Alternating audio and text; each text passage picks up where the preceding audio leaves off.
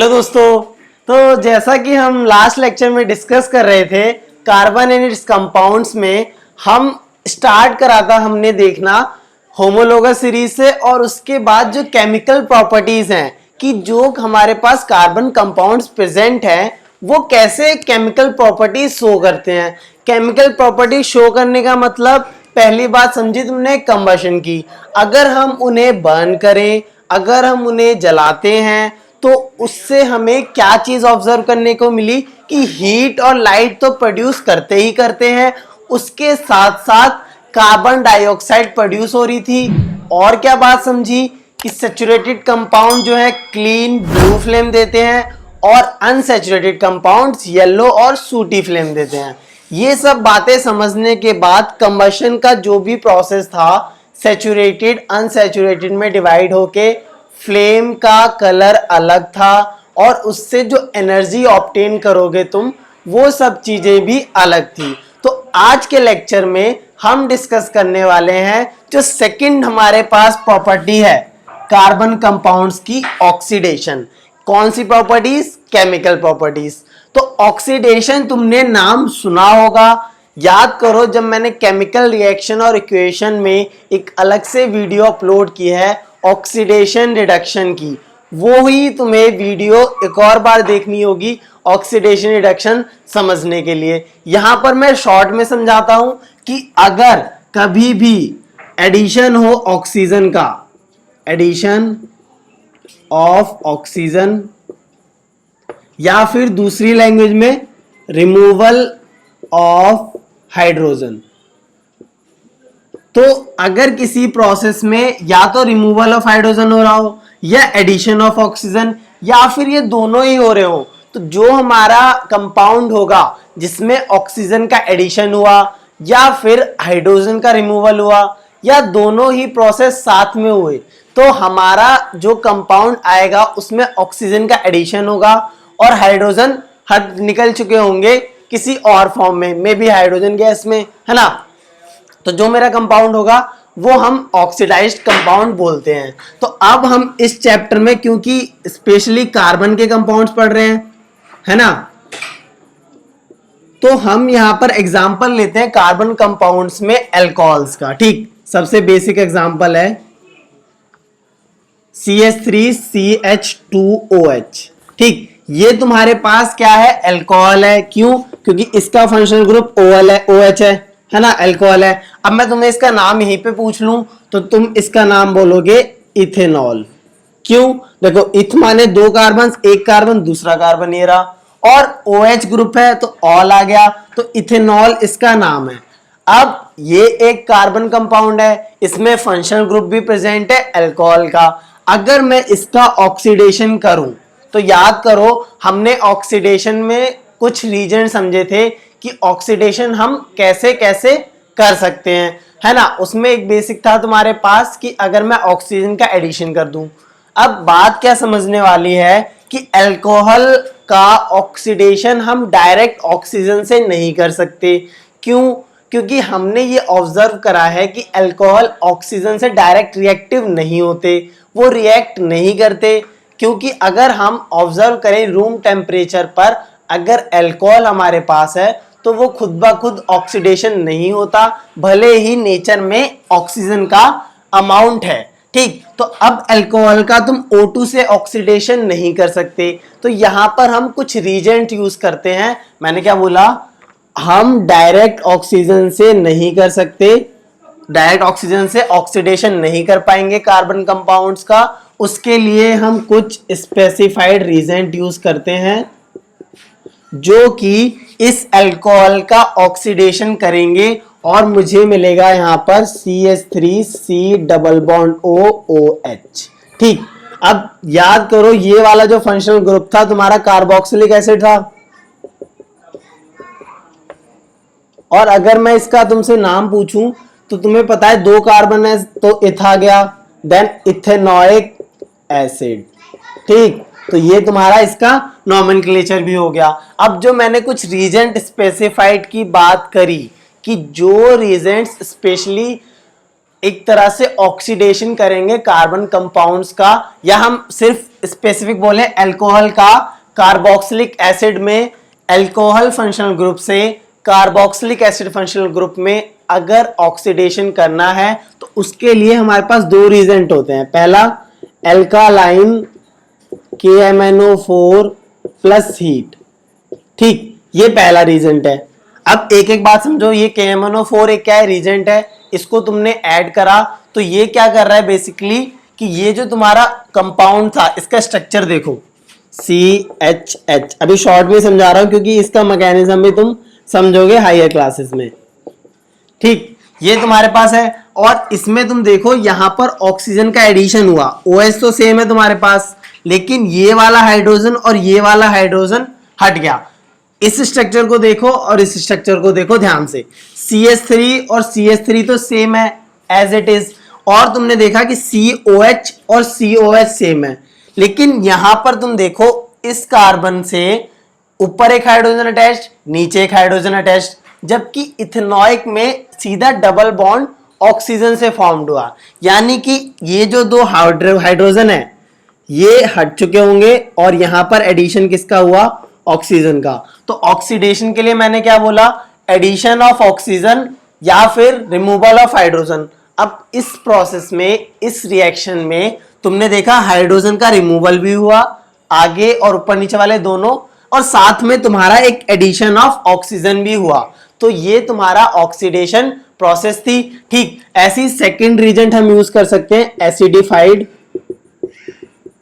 K2Cr2O7, है ना, और ये कोल्ड होता है, ठीक। तो ये हीट देने की जरूरत पड़ती है इस रीजेंट में, यहां पर हम कोल्ड ही यूज कर सकते हैं। तो इस रिएक्शन में तुम्हें समझने की बात थी कि अल्कोहल का हम जो है ऑक्सीडेशन कर सकते हैं कार्बोक्सिलिक एसिड में। अल्कोहल्स का हमने क्यों स्पेसिफिकली समझा, क्योंकि कार्बन कंपाउंड्स जो है अल्कोहल के फॉर्म हो रहे हैं, क्योंकि कार्बन प्रेजेंट है इस अल्कोहल में, है ना, और हमारा कार्बोक्सिलिक एसिड का फॉर्मेशन हो रहा है। तो अगर मैं जनरलाइज करना चाहूं तो मैं क्या कर सकता हूं, अल्कोहल का ऑक्सीडेशन कर सकता हूं किसमें, कार्बोक्सिलिक एसिड में। अब क्वेश्चन आता है दिमाग में कि क्या हम दूसरे फंक्शनल ग्रुप्स में भी ऑक्सीडेशन कर सकते हैं या फिर कोई दूसरा फंक्शनल ग्रुप भी हम इसमें अरेंज कर सकते हैं। फॉर एग्जांपल अगर मैं अल्कोहल्स का चाहूं तो एल्डिहाइड में भी ऑक्सीडेशन कर सकता हूं, एल्डिहाइड्स में।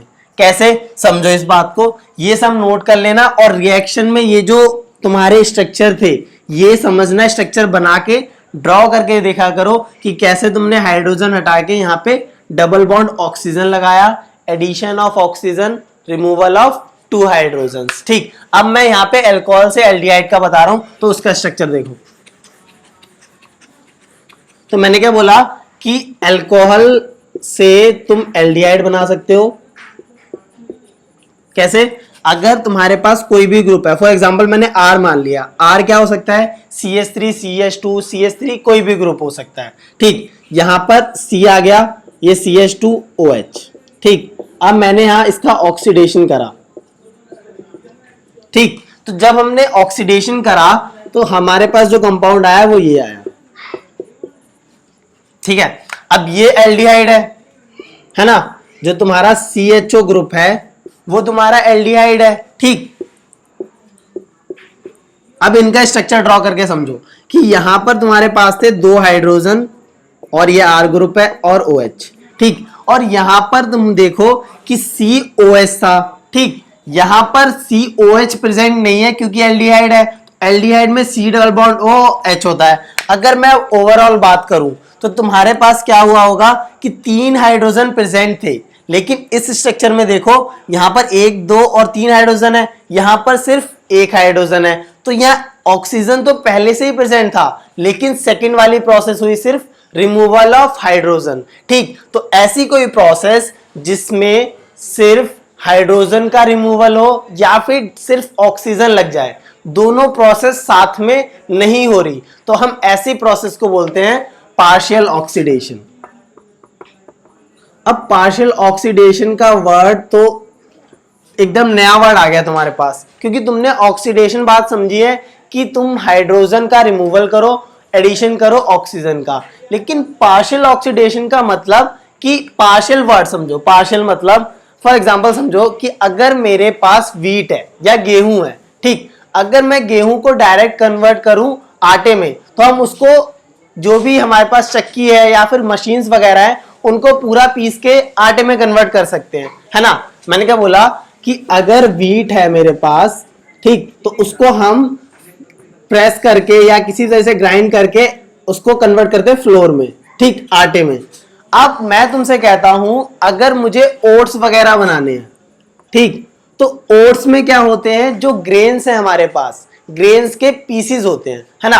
अगर ये तुम्हारा पूरा पीस था किसी व्हीट का, अब इसके मैं पीसेस कर दूं कुछ इस तरीके से, ठीक, तो अगर तुमने ओट्स देखे हैं, ओट्स को देखा है डेली लाइफ में, तो उसमें पीसेस होते हैं छोटे छोटे, यानी कि उनका तुमने क्या करा, पार्शियल ग्राइंडिंग या पार्शियल क्रशिंग, पार्शियल पार्ट में करा, ठीक। और अगर मैं इसे कंप्लीट कर देता, अगर मैं व्हीट को कंप्लीट कर दूं तो मुझे फ्लोर मिलेगा, आटा, लेकिन पार्शियल करने पे मुझे ऑब्टेन हुआ क्या, ओट्स। तो वही सेम चीज यहां पर भी समझो कि अगर मेरे पास कोई अल्कोहल था और मैं करता हूं इसका ऑक्सीडेशन पार्शियल वाला, पार्शियल ऑक्सीडेशन में क्या हुआ, सिर्फ ऑक्सीजन देखो यहां पे पहले से ही प्रेजेंट है, बस यहां पे इसने डबल बॉन्ड फॉर्म करा है, लेकिन हाइड्रोजन की नंबर देखो 1 2 3 हाइड्रोजन और यहां पर 1 हाइड्रोजन, तो यहां पे -2 हाइड्रोजन हुआ होगा इस रिएक्शन में। और इस रिएक्शन में देखो ऑक्सीजन तो तुम्हारा प्लस ऑक्सीजन हुआ है और -2 हाइड्रोजन हुआ है, ठीक। तो देखो एडिशन ऑफ ऑक्सीजन भी हुआ और रिमूवल ऑफ हाइड्रोजन भी हुआ, तो ये प्रोसेस क्या है, कंप्लीट ऑक्सीडेशन, कंप्लीट ऑक्सीडेशन। मतलब वीट से तुम्हारा किस में कन्वर्ट हो गया, पूरा फ्लोर में या आटा बन गया, है ना। लेकिन इस रिएक्शन में क्या हुआ, इस रिएक्शन में सिर्फ -2 मतलब रिमूवल ऑफ हाइड्रोजन हुआ, ऑक्सीडेशन का एडिशन नहीं हुआ। ऑक्सीजन यहां पर भी एक था और यहां पर भी एक ही है, जबकि यहां पर ऑक्सीजन एक है, यहां ऑक्सीजन देखो 2 अटैच्ड है, ठीक। तो बात समझने वाली ये थी कि अगर दोनों तुम्हारे पास प्रोसेस हो रही है तो वो कंप्लीट ऑक्सीडेशन होगा, और अगर नहीं हो रही, हो सकता है सिर्फ ऑक्सीजन का एडिशन हो पाए या फिर हाइड्रोजन ही रिमूव हो पाए, जैसे अल्कोहल से एल्डिहाइड फॉर्म हुआ तो 2 हाइड्रोजन निकले थे, तो ये तुम्हारा एग्जांपल किसका है, पार्शियल ऑक्सीडेशन का। अब दिमाग में क्वेश्चन आता है कि क्या मैं इसका और ऑक्सीडेशन कर सकता हूं, इसका मींस कि पहले तुमने व्हीट से ओट्स बनाए, ठीक, पार्शियल ऑक्सीडेशन करा, अब अगर मैं उन ओट्स को दोबारा क्रश करूं, दोबारा मशीन में डाल दूं, तो वो दोबारा से किस में कन्वर्ट हो जाएंगे, गेहूं तो बनेंगे नहीं, दोबारा क्रश होंगे तो वो फ्लोर में कन्वर्ट हो जाएंगे, है ना। मैंने क्या बोला कि अगर तुम्हारे पास ये कंप्लीट ग्रेन था व्हीट का, अब मैंने इसे ओट्स में कन्वर्ट करा, पीसेस तुम्हें दिखे, अब मैं इसे दोबारा क्रश कर दूं तो तुम्हें क्या मिलेगा, फ्लोर, है ना। यानी कि अगर मैं इसका ऑक्सीडेशन दोबारा से कर देता हूं तो मुझे क्या ऑब्टेन होगा, यहां पर RC डबल बॉन्ड OOH, ठीक। और ये तुम्हारा क्या है, कार्बोक्सिलिक एसिड, ठीक। तो इसमें क्या बात समझने की थी कि आप देखो यहां पर क्या है, प्लस का एक ऑक्सीजन ऐड हुआ है, ठीक, तो यहां पे ऑक्सीजन ऐड हुआ है, तो ये भी प्रोसेस एक तरह से पार्शियल ऑक्सीडेशन है। लेकिन ये अगर हम ओवरऑल बात करें अल्कोहल से कार्बोक्सिलिक जाने की, प्लस माइनस का 2 हाइड्रोजन और प्लस का ऑक्सीजन, ये मेरा कंप्लीट ऑक्सीडेशन का प्रोसेस है। अब तुम बच्चों को ये बातें तो सब समझ में आ गई होगी, हो सकता है ये R परेशान कर रहा हो, तो मैं ऐसा करता हूं, इस R की जगह तुम ले लो CH3। मैंने बोला था R CH3 CH2 कोई भी ग्रुप हो सकता है, तो R की जगह CH3 ले लो, और ऐसे बात समझ लो कोई फर्क नहीं आएगा किसी में भी, क्योंकि ये CH3 हर जगह सेम है। देखो CH3 CH3 CH3, इसमें चेंज नहीं आ रहा किस में है, जो फंक्शनल ग्रुप इस कार्बन से अटैच है उससे चेंज आ रहा है, उसी में चेंज आ रहा है। तो ये जो सारी बातें थी, पार्शियल ऑक्सीडेशन का टर्म, ये सब तुम्हारा कंसेप्ट था कार्बन कंपाउंड्स का, जो ऑक्सीडेशन है, फंक्शनल ग्रुप्स क्या हैं और उनका इंटर कन्वर्जन कैसे हम कर सकते हैं। इस तुम्हारे 10th के सिलेबस में बस इतना ही है, एक दो ये रीजंस देखते हैं, बस इतना ही, ठीक। अब हम डिस्कस करते हैं एडिशन रिएक्शन क्या हो। तो अभी हमने ऑक्सीडेशन का डिस्कस करा, अब इसी में नेक्स्ट जो है वो एडिशन रिएक्शन आती है केमिकल प्रॉपर्टीज में। तो एडिशन, अब एडिशन मैथमेटिक्स का वर्ड है, एडिशन में तुमने क्या समझा था कि अगर कोई दो नंबर्स दे रखे हैं मैं उनका एडिशन कर दूं। तो अगर कार्बन कंपाउंड्स में मेरे को एडिशन करना है तो एडिशन रिएक्शन क्या करेंगी कि कोई भी उसमें रिमूव नहीं होगा, है ना। कि अगर तुम्हारे पास दो नंबर्स है, फॉर एग्जांपल 23 और 12, तो तुम उन्हें डायरेक्ट ऐड कर दोगे 35 आता है।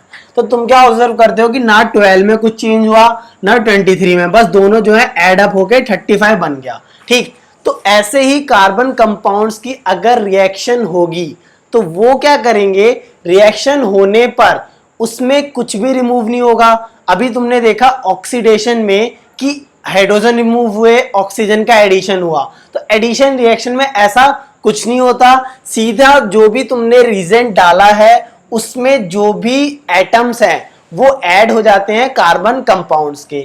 फॉर एग्जांपल सबसे बेसिक रिएक्शन है कि अगर मुझे अनसैचुरेटेड हाइड्रोकार्बन से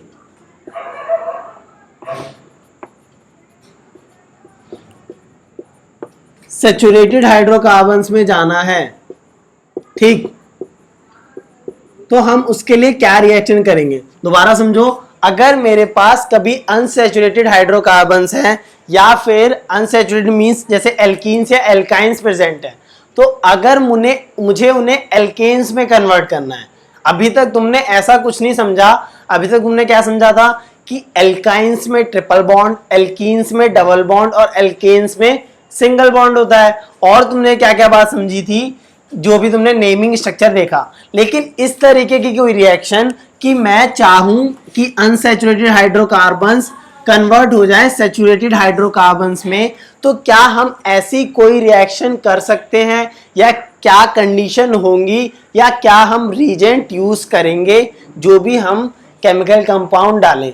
अब देखो, रीजेंट मैं बहुत बार बोल रहा हूं तुमसे, तो रीजेंट अगर हम मैं केमिस्ट्री में समझाने लग जाऊं तो इसके लिए एक अलग से 1-2 घंटे का लेक्चर तुम्हारे लिए आराम से बन सकता है। लेकिन अब तुम 10th क्लास में हो तो तुम्हारी रिक्वायरमेंट के हिसाब से हम रीजेंट के लिए एक लेमन वर्ड में समझते हैं। ठीक, अगर कोई अनपढ़ हमें बताए कि उसको समझाना है कि रीजेंट वर्ड है क्या। फॉर एग्जाम्पल अगर तुम्हें अचार बनाना है, ठीक, तो तुम्हारे पास बेसिकली अगर अचार बनाना है तो तुम्हारे पास क्या होना चाहिए। अगर आम का बनाना है तो तुम्हें मैंगो चाहिए, वो चाहिए रॉ, कच्चे ग्रीन कलर के, ठीक। और वो मैंगो रॉ अगर हम केमिस्ट्री में बात करें तो वो काम कर रहे हैं केमिकल जो कार्बन कंपाउंड्स हैं उनका, उसमें जो हम रिएक्शन करेंगे तो जो रिएक्टेंट साइड में है वो है मैंगो रॉ कच्चे, ठीक। अब अगर आम का अचार तुम्हें बनाना है, ठीक, तुम चाहते हो पिकल्स बनाना, अब तुम उसमें क्या क्या एडअप करोगे। ठीक, तुमने सरसों डाला, ठीक, और ऑयल्स यूज करेंगे, उसको धूप में रखेंगे, रिएक्शन कंडीशन देंगे, है ना, या बहुत सारे स्पाइसेस वगैरह होते हैं, मुझे नाम भी नहीं पता, ठीक। तो यहाँ पर वो डालेंगे, तुम यहाँ पे रीजेंट यूज करोगे, धूप में रखोगे, ठीक, और बाद में एक बॉक्स में तुम्हें मिलेगा अचार प्रिपेयर्ड, ठीक। तो जो हमारे कंपाउंड्स है कार्बन कंपाउंड्स जिनकी मुझे रिएक्शन करनी है, जो मैं रिएक्टेंट्स में ले रहा हूं, वो तुम्हारा क्या है, मैंगो रॉ मटेरियल की तरह काम कर रहा है। और जो जो तुमने उसमें स्पाइसेस डाला, ऑयल डाला, उसे रिएक्शन कंडीशन दी, मतलब धूप में रखा, उसे सुखाया, देन जो तुम्हें बॉक्स में ऑब्टेन हुआ वो तुम्हारा पिकल्स थे जो कि रेडी थे, ठीक। यानी कि रीजेंट्स क्या थे, जो भी तुमने स्पाइसेस या कंडीशन यूज करी उस रिएक्शन को एक मैंगो से, एक कच्चे आम से तुम्हें कन्वर्ट करना था अचार में, तो वो चीजें किसने करी, स्पाइसेस ने और सन ने, ठीक। तो ये सारी चीजें क्या है, रीजेंट। अब केमिस्ट्री में आओ, केमिस्ट्री में मेरे पास कोई कार्बन कंपाउंड होगा, फॉर एग्जांपल अगर अनसैचुरेटेड की बात हुई है तो मैं ले लेता हूं CH2, ठीक है ना। अब इसका स्ट्रक्चर देखो, अगर मैं तुमसे बोलूं कि ये CH2 है या फिर इसे बोल दूं C2H4 है, तो तुम देखोगे C2H4 है तो तुम्हारे दिमाग में तुरंत कैलकुलेशन होनी चाहिए। पुराने लेक्चर से हमने समझा है कि अगर कार्बन के जस्ट डबल हाइड्रोजन बॉन्ड्स हैं तो CnH2n एल्कीन्स का होता है ना। तो अगर दो कार्बन्स हैं तो इनके बीच में डबल बॉन्ड्स होगा क्योंकि ये एल्कीन्स का फॉर्मूला यूज कर रहे हैं, और हर एक कार्बन के पास एक एक हाइड्रोजन होगा, मतलब दो दो, ठीक है। तो ये हो गया C2H4 का स्ट्रक्चर। अब C2H4 का स्ट्रक्चर तुम्हारे पास है, मतलब ये तुम्हारी तरह क्या है, तुम्हारे पास एक तरह से कच्चे आम है ग्रीन कलर के। अब तुम चाहते हो कि इनको मैं सैचुरेटेड हाइड्रोकार्बन्स में कन्वर्ट करूं, तो तुम क्या करोगे, उसमें रीजेंट्स डालोगे, तुमने स्पाइसेस डाले, ठीक, उसमें तुमने ऑयल डाला, ठीक। अब लेकिन यहां पर केमिस्ट्री में तुम क्या डालोगे, क्या जो ये अनसैचुरेटेड हाइड्रोकार्बन्स हैं इनको कन्वर्ट करना है, तो हम इसमें पहले डालते हैं H2 और एक होता है कैटलिस्ट निकल, ठीक। अभी निकल क्या देता है, सरफेस देता है ना, कि जो भी तुम कंटेनर लोगे उस रिएक्शन में होने के लिए, क्योंकि सीधा तुम बॉक्स में नहीं डाल सकते। अगर तुम्हें पिकल्स प्रिपेयर करने हैं तो सीधा बॉक्स में डाल के प्रिपेयर नहीं करोगे, उसे तुम फैला के रखोगे धूप में। तो वही सेम चीज यहाँ पर निकल एज अ कैटलिस्ट काम करता है, सरफेस देता है कि ये लो सरफेस, और यहाँ पर हाइड्रोकार्बन्स रखो, यहाँ पर H2 डालो, रिएक्शन कंडीशन होती है 200 डिग्री सेल्सियस, इतनी हीट करी जाती है और हम ऑब्टेन करते हैं यहाँ पर सैचुरेटेड हाइड्रोकार्बन्स मिलेगा। अब सैचुरेटेड हाइड्रोकार्बन्स है और यहाँ पर H2 है, ठीक। तो यहां तुम क्या ऑब्जर्व करोगे, ये जो डबल बॉन्ड है ये कन्वर्ट हो जाएगा सिंगल बॉन्ड में, और अगर सिंगल बॉन्ड में कन्वर्ट हुआ तो तुम्हें क्या मिलेगा, यहां पर एल्केन मिलेगा, और ये एल्केन क्या है, इथेन, ठीक। और ये क्या था, 2 कार्बन तो इथ, और एल्कीन का होता है ईन, तो इथीन से इथेन कन्वर्ट हुआ, और ये सारे क्या थे, हमारे रीजेंट या रिएक्शन कंडीशन, ठीक। ये तुम्हारा रिएक्टेंट था, ये प्रोडक्ट, ठीक। तो तुमने क्या बात समझी कि अनसैचुरेटेड हाइड्रोकार्बन से हम सैचुरेटेड हाइड्रोकार्बन्स प्रिपेयर कर सकते हैं, ये सब कंडीशंस होती है। अब कई बुकों में निकल को सीधा लिख रखा है Ni, जो सिंबल होता है, तो कंफ्यूज ना होना, एक्चुअल में निकल ही यहाँ पे यूज हुआ है एज ए कैटलिस्ट, सरफेस देगा। तो ये रिएक्शन एडिशन रिएक्शन है। अब एडिशन क्यों बोला, यहाँ पे समझो, अब तुमने मैंने रिएक्शन लिख दिया तो समझो, यहाँ पर CHH सेम है, देखो ना कोई बॉन्ड ब्रेक हुआ, ना कोई यहां से निकला है, सीधा जो ये H2 2 हाइड्रोजन थे, एक हाइड्रोजन इससे अटैच हो गया, देखो यहाँ पे अटैच हो गया, दूसरा हाइड्रोजन इससे अटैच हो गया। तो इसका मीन्स कि अगर किसी मॉलिक्यूल का लॉस नहीं हो रहा, सीधा एडिशन होता है, इस तरीके की रिएक्शन को हम एडिशन रिएक्शन बोलते हैं। अब क्वेश्चन आएगा कि एल्कीन का, अभी देखो ये तो एल्कीन था CnH2n, तुमने कर दिया एल्केन में, इथीन से इथेन में कर दिया, तो हम ऐसी प्रोपीन से प्रोपेन में कन्वर्ट कर सकते हैं, और ब्यूटीन से ब्यूटेन में। तो एल्कीन से एल्केन समझ में आया। अब क्वेश्चन आएगा, क्या हम एल्काइन से एल्कीन में कर सकते हैं, क्योंकि मैंने तो यहाँ जनरलाइज लिखा है ना, अनसैचुरेटेड हाइड्रोकार्बन्स में तुम्हारे पास एल्कीन्स भी आएगा और एल्काइंस भी आएगा। क्या बात समझे कि अनसैचुरेटेड हाइड्रोकार्बन्स में हमारे पास 2 होते हैं, एल्कीन्स और एल्काइंस, क्योंकि इनमें हाइड्रोजन क्या है, कम अटैच होते हैं, क्योंकि जो ये बॉन्ड्स है खुद से ही डबल या ट्रिपल बनाते हैं, ठीक। तो ये एल्कीन्स और एल्काइंस थे अनसैचुरेटेड, और सैचुरेटेड में क्या थे, एल्केन्स। ये हाइड्रोकार्बन्स वाले लेक्चर में डिस्कस करा था। तो अब हम देखते हैं कि अगर मेरे पास कोई एल्काइंस है तो उसका हम कैसे एडिशन रिएक्शन करेंगे, ठीक। तो एल्काइंस का हम जो रिएक्टेंट लेंगे, है ना, तो रिएक्टेंट जैसे हमने इथीन लिया तो इथाइन लेते हैं, तो इथाइन में क्या होगा, C होगा, C। अब YN एल्काइन, ठीक। तो YN क्या था, ट्रिपल बॉन्ड, तो इनके बीच में ट्रिपल बॉन्ड होगा। और अब देखो इस कार्बन के लिए 3 बॉन्ड फॉर्म है, तो ये एक हाइड्रोजन से अटैच हो सकता है, ऐसी सेम ये एक हाइड्रोजन से अटैच हो सकता है। इसका फॉर्मूला C2H2, ठीक। इसको क्या बोलेंगे, इथाइन, ठीक। अब अगर मैं इसमें रिएक्शन कंडीशन डालूं, ठीक, तो यहां पर क्या है, अगर 2 मोल ऑफ H2 लग गए, ठीक, और निकल है कैटलिस्ट 200 डिग्री सेल्सियस पे, तो यहां पर देखो तुम्हारे पास 2 H2 के मॉलिक्यूल्स हैं, है ना, मतलब एक तरह से 4 हाइड्रोजन्स हैं। तो ये जो 4 हाइड्रोजन्स हैं, जब ये जो अनसैचुरेशन है, अनसैचुरेटेड कंपाउंड्स में ट्रिपल बॉन्ड हटके सिंगल बॉन्ड आएगा, तो हर एक कार्बन को 2-2 हाइड्रोजन मिलेंगे, ठीक। तो मैं इन जो ये सर्कल से मार्क कर रहा हूं हाइड्रोजन, ये एक तरह से क्या है, एडिशन होके आए हैं, है ना। जो ये 2H2 थे, 4 हाइड्रोजन है, क्योंकि 2 × 2 4 हाइड्रोजन। ये जो सर्कल से मार्क करें, ये एडिशन बन के आए हैं, एडिशन से आए हैं, और हमने यहाँ पे क्या देखा, ये क्या है, एल्केन, और एल्केन कौन सा, इथेन। ठीक, ये एल्काइन था, इथाइन।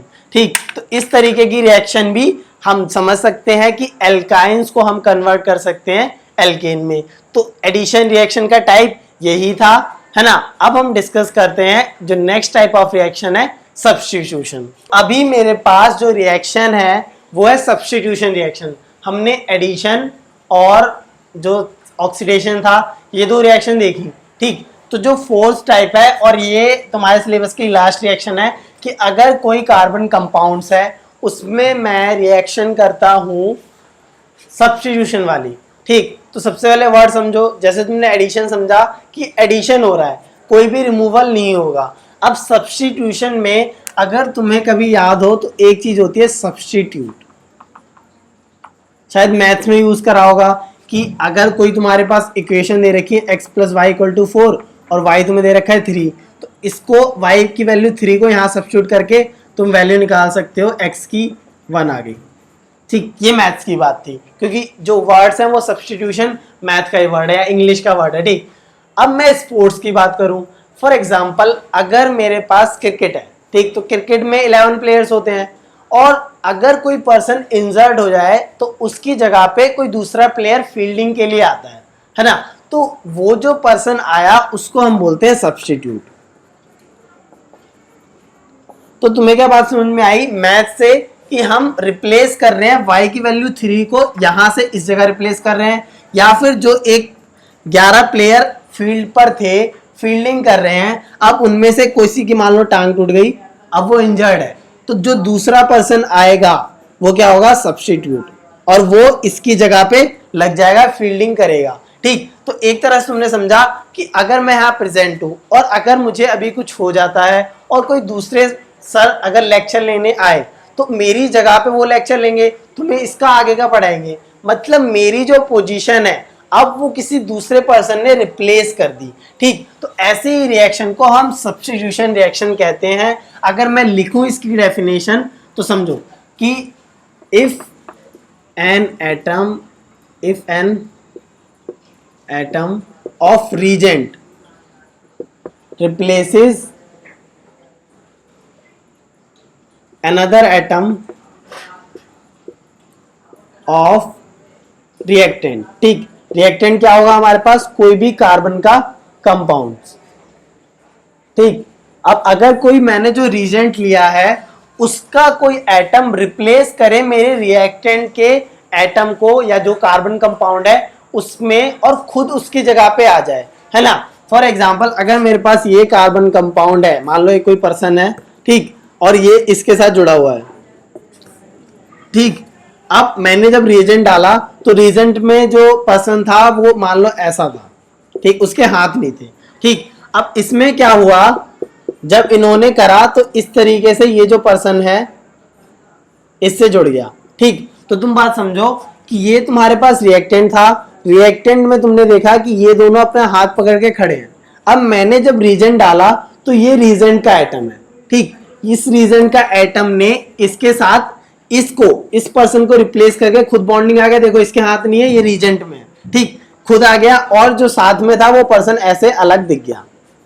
ठीक, तो इस तरीके की रिएक्शन जिसमें जो रिएजेंट है वो रिप्लेस कर दे कार्बन के कंपाउंड को, तो तुम्हें देखो यहाँ पे रिप्लेस कर दिया, यहाँ पर ये दोनों भाई साथ में थे, हाथ पकड़े के थे, लेकिन अब इसने यहाँ पे बॉन्डिंग कर ली, रिएजेंट वाले एटम ने इसको रिप्लेस करा और उसको साइड में भगा दिया या कुछ भी करा। ठीक, तो इस तरीके की रिएक्शन को हम सब्स्टिट्यूशन रिएक्शन कहते हैं। ये डायग्राम था लेमैन से समझाने के लिए सब्स्टिट्यूशन का एक्चुअल में मतलब क्या है। स्पोर्ट्स में भी तुम कहीं ना कहीं देख सकते हो इस वर्ड का यूज। ठीक, तो ऐसी रिएक्शन सब्स्टिट्यूशन रिएक्शन कहती है ना। ये देख लो, आप देखो, अब क्वेश्चन आता है कि कौन से कंपाउंड ये रिएक्शन देंगे, क्योंकि तुमने ऑक्सीडेशन देखा, तुमने अल्कोहल का देखा कार्बोक्सिलिक एसिड में, एडिशन में तुमने देखा अनसैचुरेटेड हाइड्रोकार्बन्स को हम सैचुरेटेड हाइड्रोकार्बन्स में कन्वर्ट कर रहे हैं। सेम यहाँ पर अगर मेरे पास सब्स्टिट्यूशन रिएक्शन करानी है तो दीज रिएक्शंस आर जनरली, मैं हमेशा नहीं कह रहा कि सैचुरेटेड हाइड्रोकार्बन्स भी देंगे, generally given by saturated hydrocarbons. ठीक, जनरली सैचुरेटेड हाइड्रोकार्बन्स ही ये रिएक्शन देते हैं। तो सैचुरेटेड हाइड्रोकार्बन्स यानी कि एल्केन्स ही ये रिएक्शन दे सकते हैं। एल्केन्स क्या? Methane, ethane, propane, butane, pentane, hexane, CH4, C2H6 और जैसे C3H8 रिएक्शन आगे बढ़ेगी। तो हम यहाँ पर एग्जाम्पल लेने वाले हैं मीथेन का। ठीक, अब मीथेन की अगर मुझे सब्स्टिट्यूशन रिएक्शन करानी है तो ध्यान से देखो, समझो कि मेरे पास मीथेन है CH4।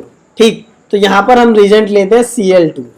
ठीक, अब Cl2 के पास 2 क्लोरीन के एटम्स हैं। बात समझ में आई है ना? अब 2 क्लोरीन के एटम्स हैं और अगर मैं इस रिएक्शन को HNu या सनलाइट की प्रेजेंस में कराऊं, सनलाइट में जो एनर्जी होती है उसे हम HNu से दिखाते हैं।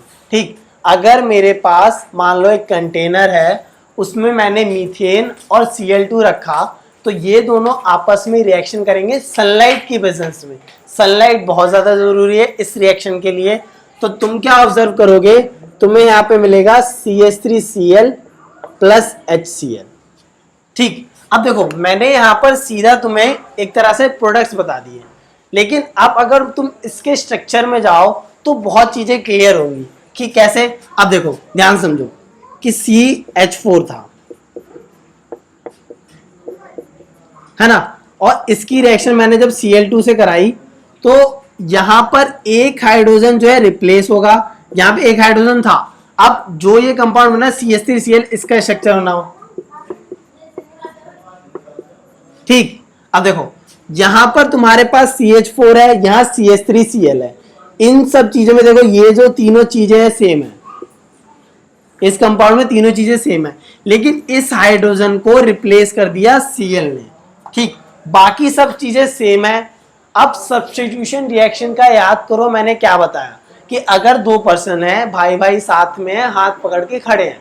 अब अगर कोई रीजेंट आया जिसके हाथ नहीं थे, मैंने वो डायग्राम समझाया, तो वो बॉन्ड बना गया और साथ में उसको भगा दिया। यानी कि क्या बात हुई थी, अब यहाँ पे HCl भी होगा। तो क्या हुआ यहाँ पे कि Cl2 के 2 एटम्स थे, क्लोरीन के 2 एटम्स थे। तो इसने क्या करा, इसने क्लोरीन का ये जो हाइड्रोजन का एटम था इसको गायब कर दिया। इसको गायब करके यहाँ पे खुद लग गया क्लोरीन, और जो ये H था इसको हटा दिया, है ना। अब H को जब हटा दिया तो H प्लस हटा और क्लोरीन में से एक Cl माइनस हटा होगा, तो ये आपस में मिला के HCl बन गया। अब बात क्या समझने की थी कि मैंने जैसे 2 लोग बनाए थे, यहाँ पे 2 लोग जुड़े थे, यहाँ पे उन्होंने बॉन्ड बनाया। अब हो सकता है जिसको भगाया उसने या जिससे बॉन्ड तोड़ा वो किसी तीसरे से जुड़ जाए, तो यहाँ पे Cl प्रेजेंट था तो वो उससे जुड़ गया। अब बात समझो कि स्ट्रक्चर में क्या हुआ कि जो सर CH3 था वो सेम रहा, बस ये हाइड्रोजन रिप्लेस हो गया Cl से।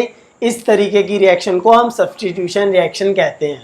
अब क्वेश्चन आता है, क्या ये रिएक्शन और आगे हो सकती है ना।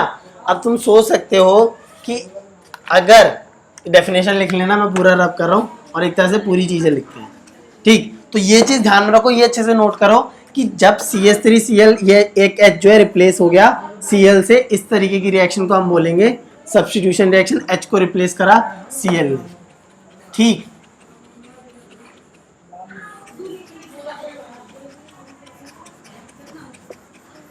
अब अगर मैं बात करूं कि क्या ये आगे रिएक्शन होगी। पहली रिएक्शन क्या थी, CH4 Cl2 से रिएक्शन हुई, तुम्हें मिला सनलाइट के प्रेजेंस में, ध्यान रखना, तुम्हें मिला CH3Cl प्लस HCl। ठीक, ये चीज मिली। तो अगर अब तुम्हारे पास है CH3Cl और उसकी रिएक्शन करा दूं मैं Cl2 से सनलाइट की प्रेजेंस में, देखो अब स्ट्रक्चर था तुम्हारे पास CCl H H H। अब तुम खुद सोचो कि अगर वो पर्सन या ये जो Cl2 है, जब CH4 में से एक हाइड्रोजन हटा सकता है तो इसमें भी तो हाइड्रोजन अभी भी प्रेजेंट है, तो ये दोबारा इसको नहीं हटा देगा। तो ये अब इस हाइड्रोजन को अगर हटाए सनलाइट की प्रेजेंस में तो तुम्हें क्या मिलेगा, H H Cl Cl plus HCl। देखो बात समझो, CH3Cl दोबारा से Cl2 रिएक्शन करके बना रहा है CH2Cl2 प्लस HCl। मैंने यहाँ पे स्ट्रक्चर इसलिए बना रहा हूँ हर रिएक्शन का ताकि तुम्हें समझने में आसानी हो कि यहाँ पर कि Cl2 देखो ये तुम्हारे पास CH3Cl था, अब दोबारा से Cl2 रिएक्शन करेगा, अब इसको चाहिए एक हाइड्रोजन, तो इस हाइड्रोजन को वो चाहे तो इस हाइड्रोजन को हटा सकता है, कोई प्रॉब्लम नहीं है, और हटाएगा भी। अभी अगली रिएक्शन देखना, ठीक। तो Cl2 ने एक Cl2 में था, एक Cl जो है H के साथ HCl बना के निकल जा रहा है, और जो दूसरा है वो इस H को रिप्लेस कर रहा है Cl से। तो देखो यहां पर भी क्या हुआ, सब्स्टिट्यूशन, है ना। इस हाइड्रोजन की जगह पे ये Cl आ गया, सब्स्टिट्यूशन रिएक्शन, ठीक। अब दोबारा से अगर मेरे पास मान लो अब ये चीज प्रेजेंट है और Cl2 की रिएक्शन कराऊं, तो ये चीज नोट करो और अगली रिएक्शन देखो। अब अगर मेरे पास था CH2Cl2 प्लस Cl2 सनलाइट की प्रेजेंस में, है ना, तो अगर मैं इसका दोबारा स्ट्रक्चर बनाऊं तो ऐसे था तुम्हारे पास, ये चीज तुम्हारे पुरानी रिएक्शन में मिली, और Cl2 से रिएक्शन सनलाइट की प्रेजेंस में, ठीक। अब ये चाहे तो इस हाइड्रोजन को रिप्लेस कर सकता है, अगर इसको करे या फिर इसको भी कर सकता है, कोई प्रॉब्लम नहीं है। तो इसको भी अगर करे Cl Cl Cl, ठीक, तो इस हाइड्रोजन को रिप्लेस हो गया इस Cl से, ये भी क्या होगी, सब्स्टिट्यूशन रिएक्शन प्लस HCl, ठीक। तो यहां क्या मिलेगा, CHCl3 प्लस HCl, ठीक।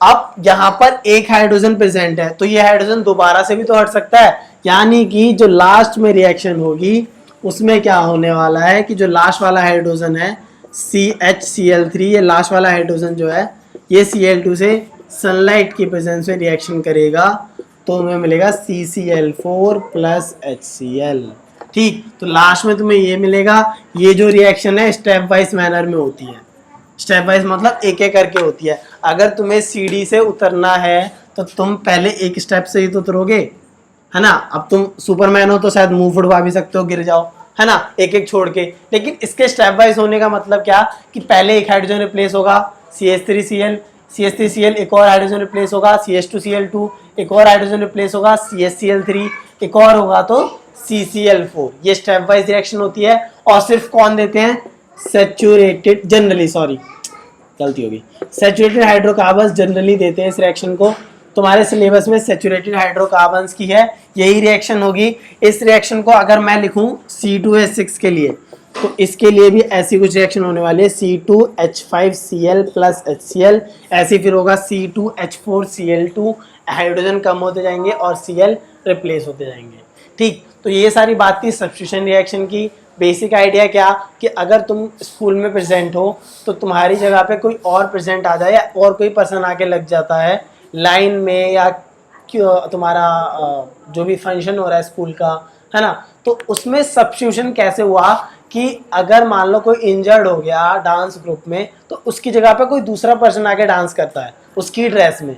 तो सब्स्टिट्यूशन का मतलब कि अगर एक चीज़ खराब हो गई या फिर उसको हटाया तो उसकी जगह पे कोई दूसरा पर्सन आया, तो वो तुम्हारा सब्स्टिट्यूशन रिएक्शन थी, ठीक। तो सब्स्टिट्यूशन रिएक्शन का ये था, और ये रिएक्शन तुम्हारी मेन है क्रक्स। लेकिन अगर मैं सीधा ये रिएक्शन लिख दूं तुम्हें सब्स्टिट्यूशन का कंसेप्ट नहीं समझ में आएगा, वर्ड का मतलब नहीं समझ में आने वाला। तो अब मैं समझता हूं कि तुम्हें क्लियर हो गया होगा, और ये जनरली सैचुरेटेड हाइड्रोकार्बन्स के लिए होती है। तो अब हम बात करते हैं कि कार्बन्स एज अ फ्यूल क्यों यूज होते हैं, ये हम नेक्स्ट लेक्चर में डिस्कस करेंगे, ठीक। तो अभी इस लेक्चर में इतना ही, और ये रिएक्शन दोबारा सारी समझ लेना, ठीक। तो अब नेक्स्ट लेक्चर में देखते हैं।